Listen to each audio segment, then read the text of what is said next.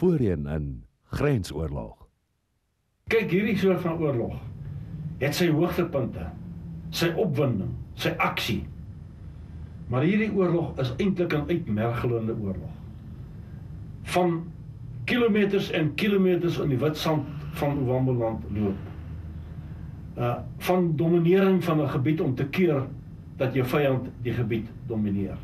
En om dit te kan doen, verg dit, soos ek in die vorige inleiding gesê het, nie generaals en oorlogskabinette nie. Dit verg korporaals en luitenante, wat op die laagste vlak die mense kan inspireer om dit te kan doen. Aan die einde van jou eerste jaar, dan sal jy jou eerste grenspatrollies gaan loop, waar jy op gaan grens toe en dan basies alles prakties doen wat jy geleer het.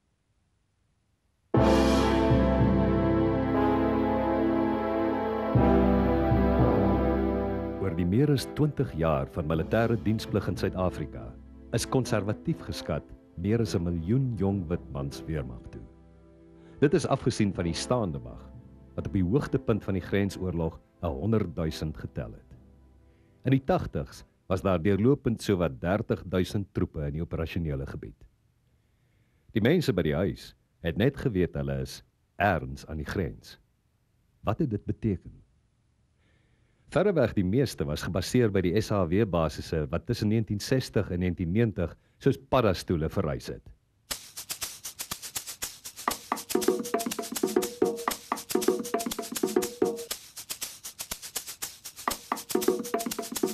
Daar was Ruacana by die Kaluek waterskema, Opua wat Kahukuland in Noordwes Namibië moes beskerm, Oshakati met sy plat sandveld en droë panne, tuiste van 'n groot mediese sentrum, Ondangwa, tuisbasis van die lugmag, en Hana op die Angola grens, en die reuse basis by Grootfontein, deurgangskamp vir troepe op pad verder noord. Daar was ook UNITA-basisse in Angola waar Suid-Afrika vastrapplek gekry het. Mavinga was een van hulle. Rundu op die Okavango rivier het veral in die laaste jare van die oorlog heelwat lugverkeer na Jamba gesien, gewoonlik in die nag. Jamba was Jonas Savimbi en UNITA se hoofkwartier. Mpacha lugmagbasis was naby Katima Mulilo, teen aan die grens. Mariniers het van Katima Mulilo af die riviere gepatrolleer.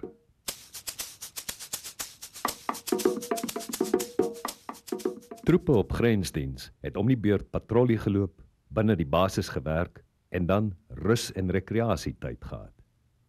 Mettertyd het die verlange gebrand en die dae al hoe langer geword. Nie almal het aksie gesien nie. Vir baie was die grens sinoniem met sieldodende verveling. Ja, want dis waar die ou Army-gesegde van Hurry Up and Wait vandaan kom. Ons is een keer, moes ons teruggevlieg die grens, dit is by Bloemspruit lughawe gewag, maar dit is die absolute comedy of errors gewees. Die stafsersant sê, nee, die civies moet julle nie sien nie, jy moet daar agter die trokke wees. Dan gaan sit jy nou man, dan kom Baral en sê hy, hoekom sit julle? Nee, maar die staf het so, ek gaan nie 'n fok op wat die staf sê nie. Ek sê julle moet hier wees. En in 'n stadium, ek weet nie vir die 4de of die 5de of die 6de bevel was wat die een die ander weerspreek het, waar ons onder die trokke gaan lê in die koelte. Een ding wat die lewe draaglik gemaak het, was die natuurskoon in en om die basisse. I remember one of my favorite bases was on Balantu because they had a very big, Krimatatboom, and I used to go sit up, I always have my Walkman with them and I used to listen to Jim Morrison or Jimi Hendrix or whatever was going at that stage, Deep Purple, Into My Rock. I used to sit up in the tree and meditate in the tree and watch the world go on by me, and that's what I enjoyed, being away from things, and that was the only way I could really get away from the guys, being up in this tree.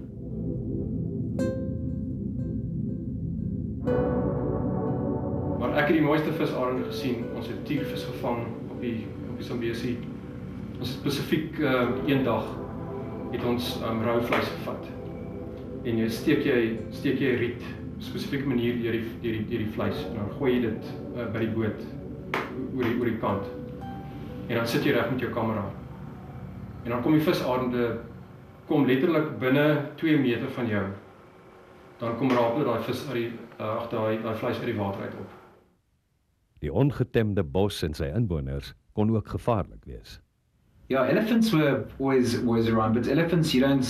The place that I think we had a lot of elephant activity was at the Doppies, at Fort Doppies, where we did our minor tactics training. And every morning you go out and there'd be a herd of elephants waiting for you.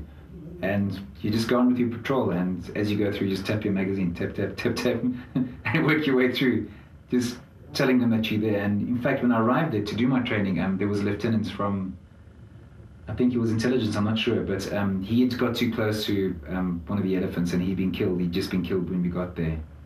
So you don't mess with the game. Jy kon jouself natuurlik ook enige tyd in die vyand vasloop. Every now and then you just want to break away and, well, if I get captured, so damn well what, you know. And you just go on a walk for a couple of kilometers and disappear, and you follow ants and you listen to the birds, and just the surroundings is unreal. I mean, these rolling hills of forests and big open plains, man, awesome. And it's just quiet. Enige dier wat mak gemaak kon word, al was hulle hoe vreemd of gevaarlik, is teen alle regulasies in aangehou. So we ended up getting a little bush baby. It was, I think, quite young, but it was your pet and it would cling onto you and hang onto you. And you actually became sort of one with this little guy. You know, and then in the evenings he'd go out and catch his insects or whatever, and then come daytime he'd come back into the Casper and he'd like tuck under your jacket. It was very sweet.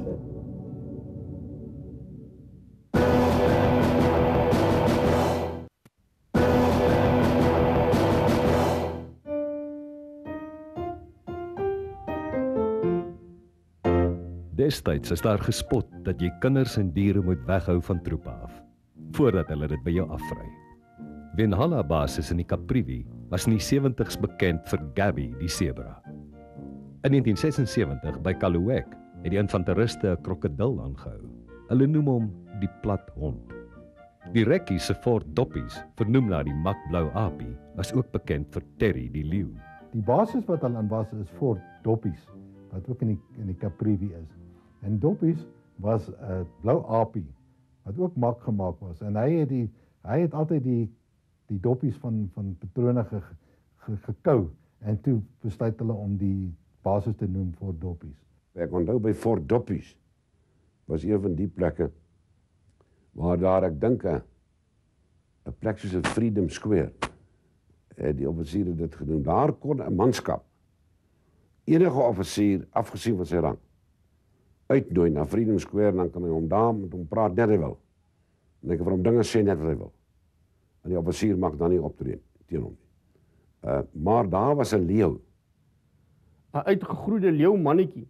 Kyk, hy het op Karoo chops en goed groot geword. Dit was 'n eislike leeu. Dan stel hy net so maar met sy lyf, met sy onderste bo. Soveel krag het die dier gehad. Ons het 2 gekry as welpies. Lisa, die wyfie leeu, het toe weggeraak, en maar Terry het toe in die basis gebly, en hulle het hom so groot gemaak. Hy het 'n legende geword. Hy was soos amper soos 'n hond in die familie. Ons het baie mare het ons gaan hardloop, dan Terry saam gaan hardloop in die veld.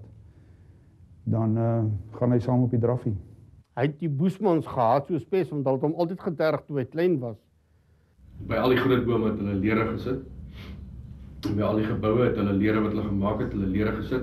So as Terry in die basis inkom, dan hardloop die Boesmans, spring op die lere, sit bo op die dakke in die bome, en dan kry hulle nie uit totdat Terry weer die basis verlaat. Boesmans en die hoenders. Ek onthou baie aan as hy so die basis inkom, en ja, by die Boesman verby, en dan by die hek, en dan klap hy 'n paar hoenders daar van die installasie af, en dan kom hy nou bed toe. Dit was omtrent sy routine. Ons het parlementslede en ministers op uitnodiging van die minister na die operasionele gebied toe gevat, en dan was dit een van die grootste plesiere van daai ouens wat daar by die basis was, om nie vir hulle te sê van die leeu. Die toilette het bestaan uit sulke hessingsakke, wat hulle net, jy weet, om 'n paar pale span, en daar binne dan is nou die geriewe. Een spesifieke minister het op 'n toilet gesit, ons 'n veldtoilet gesit. En toe hy so omkyk, toe staan Terry, die leeu agter hom. En hulle het letterlik sonder hulle broeke deur die hersing gehardloop gekom en die rekkies het ook weer daar 'n reddingsdaad, jy weet, gaan uitvoer. Ons jongman het met daai leeu gespeel ongelooflik.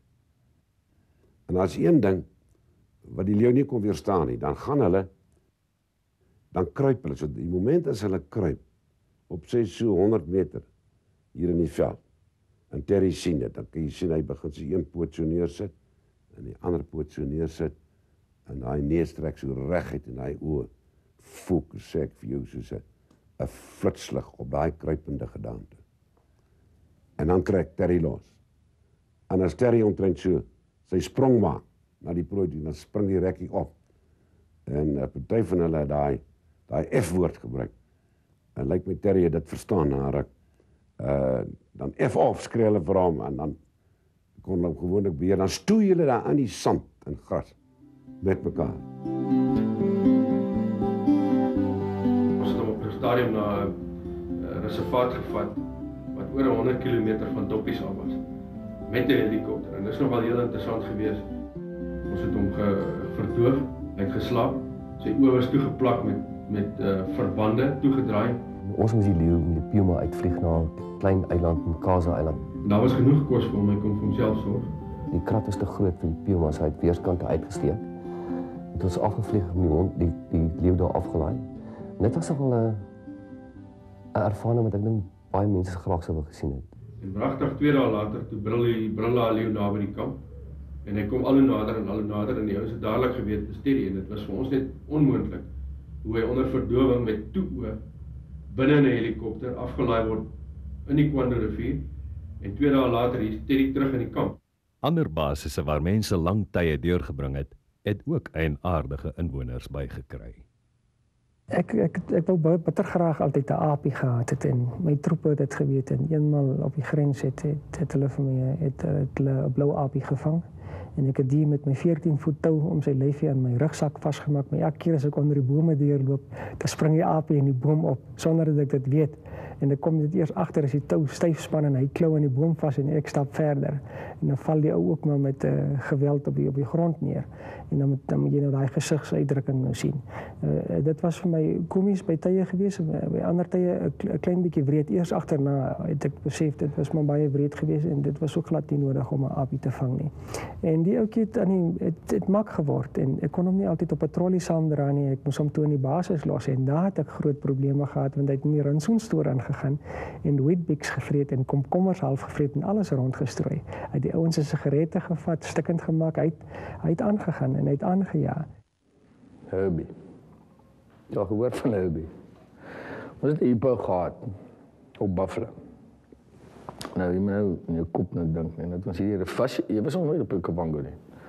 Hier 'n rivier met ons hitte, ons het 3 hitte gebly, so al op die rivier af, Alpha Company, Bravo, Charlie en so af.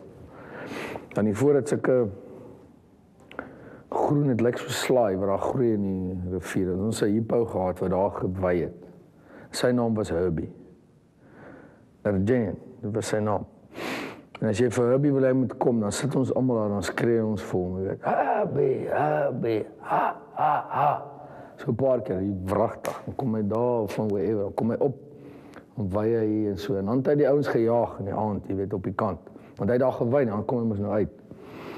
Hy het my een hand gejaag op die toilet, ons het 'n muursoop gehad daar by ons bangerskoep, so, moerse muursoop, het ons 'n gat gegrin, het 'n lang drop gemaak, jy weet. Dus ek op pad so toe met 'n gaslamp, toe kom hy by Jesus, maar hy het vir my gejaag nie. Gooi die gaslamp, hy het dit uitgestamp en ek is daar op die toilet en hy is toe weg. En hy is toe dood later, in die aand het die GNI troepe gekom met 'n Mercedes trok, watertrok. Dan het hulle ons showers volgemaak, die shower was so 'n 44 gallon drom met so 'n installasie is en met 'n pyp en ons shower daaronder.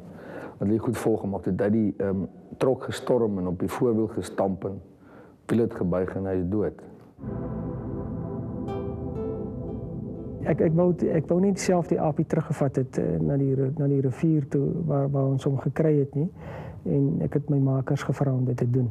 En ek het toe vir hulle uitgevra en vir hulle gevra, hoe was die afskeid geweest? En hulle sê vir my die ouetjies toe aan die bome op en die ander apies in die omliggende gebied, hulle het maar en daarvan afgestaan, was maar vreeslik skugter geweest en hulle wou nie naby die ou kom nie. Maar in die verte kon hulle nie presies sien hoe die hereniging geweest het met lede van die familie of miskien met ander kennisse wat hy miskien kon gehad het. Hy was in elk geval 'n bietjie jonk geweest. Maar ek is bly ons kon hom nie weer gekry het nie. Hy is toe met die res van sy soort die veld in. Baie moeilik geweest. Nee, ek het baie trane daaroor gestort, maar jy weet die realiteit praat mens maar ook met jou. Terry, Fort Doppie se leeu, het uit sy eie by die basis gebly. Maar Jack is nie optimisties oor wat uiteindelik met hom gebeur het nie. Ek wil graag die een glo waar hy in die wildernis gelos is en hy het by die wilde leeu's aangesluit. Maar dit lyk vir my die werklike storie is dat hulle het hom geskiet. By geleentheid het die troeteldiere in die spervuur van die oorlog beland en is net so getraumatiseer as hulle menslike vriende. Vadergaand het ons beweeg saam met die mense om die volgende te gaan doen, soos byvoorbeeld wateraanvulling, die mense se voorrade ensovoort. En met die wat ons gery het ons naamlik die voertuig 65 Alpha die volgende afgetrap, naamlik 'n landmyn. Nou ja, wat gebeur het en so aan kan ek nie vir julle sê nie, want dit was baie moeilik en dit was hard geweest. En na die ongeluk, soos ek sê, was ek my heeltemal senuwee wrak ensovoorts geweest. En ons het daar gesit en ons het vir die mense gewag, hulle het die voertuig kom hak, opgetel en hom gesleep. En ons het so dinge in ons voertuig, naamlik 'n wit kat. Verbeel jou, 'n wit kat, ek vra vir julle. Maar nou die ding is halfpad doof ensovoorts. En met die aand dat ons nou die ongelukkie gehad het, was hy heeltemal, kan ek sê, mal. Ek myself was mal. Die mense in die voertuig was ook heeltemal senuwee wrak ensovoorts, maar geen mense is daardeur benadeel nie en ek dink dit was net dit moes seker maar so gewees het dat ons nou daai aand moes gery het en die ding nou daar al was en die ongeluk. So soos ek sê, al wat ek kan sê is die aand van die ongeluk kan ek op my knieë gaan en ek kan die Here net sê baie dankie o Here dat ons veilig uit daai ongeluk uitgekom het. Dis al wat ek kan sê daaroor. Regtig. Die eienaardigste vriendskappe kon soms troos bied in die verskrikking van die oorlog. Hierdie brief het 'n oud soldaat op 'n webblad geskryf. One day I began a relationship with a fellow being on the border, a southwest desert gecko. She was pure white with scales on her body. Later I realized that she was pregnant. That's how I knew she was female. She was my best friend on the border. She was tiny when I found her amongst my tent bags on the ground, but she soon grew large. I tamed her by stroking her hidden body. Anyone else would have found her hideous, so I kept her absolutely secret. And then one evening just before I returned to the States, that is South Africa, I came upon her in front of the ops room where she lay pregnant and dying near my tent. It broke me more than all the death I had seen in the war. I will never forget it. It will never leave me. I kept her warm in my bed, and the next day I buried the ugly, swollen creature next to my tent. I think a bit of my soul went into her grave with her.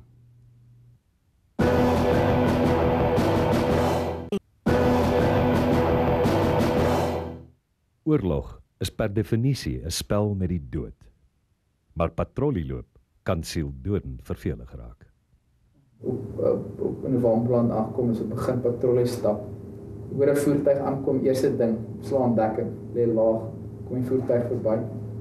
En soos ons stadig gaan opstaan, sien ons ene kotse het nie dekking geslaan, hy het so waardig gaan kniel, maar ons het al baie ver gestap in daai stadium. En iemand vra vir 'n tipiese ding, kotse, wat die fok doen jy? Hoekom slaan hy nie dekking? Hy het met so 'n halwe moedelose stem geantwoord, kotse van die aard. Ek voel fokol, ek soek aksie.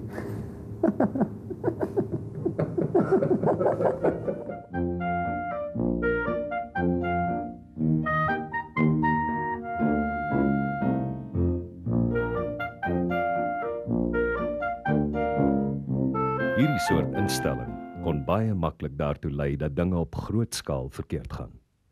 Jaco en sy makkers is by geleentheid gestuur om ammunisie wat nie ontplof het nie, te gaan merk vir skadeloosstelling. Ons het die middag daar gesit en middageet kospakkies.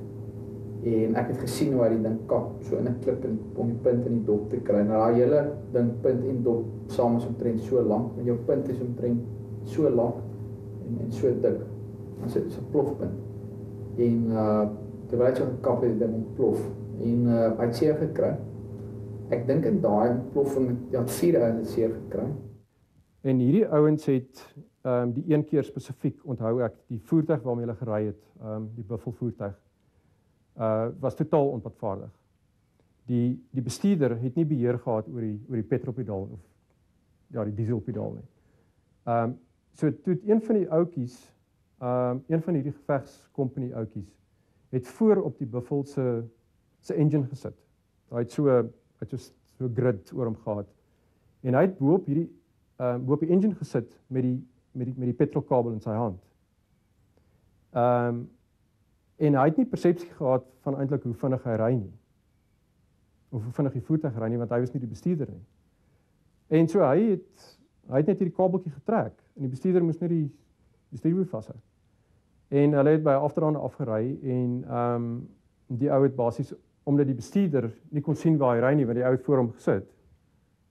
Wel buite die kajuit op die engine, het hy in 'n gat ingery en hierdie buffel het gat oor kop geslaan met 5 troepe agterop. En hulle was almal, behalwe vir die bestuurder, wat basies binne die buffel vasgegesp was hulle almal dood. Die buffel het basies oor hulle gerol. Dit was chaos, ja. Seker goed gebeur, as jy so 'n groep jong ouens enige plek toe stuur, jy kan hulle self universiteit toe stuur, gaan altyd mense wees wat hulle self afskryf. Nee, my seun het nie in 'n oorlogssituasie sy lewe verloor, dit was 'n opleidingssituasie. Maar of hy in 'n motorkarongeluk dood is, of op 'n ander manier dood is, hy is dood, jy moet vrede maak met die dood. Tussen 75 en 89 het 'n totaal van 1652 lede van die SAW aan diens gesterf. 1033 van hulle is in ongelukke dood. Verreweg die meeste in voertuigongelukke.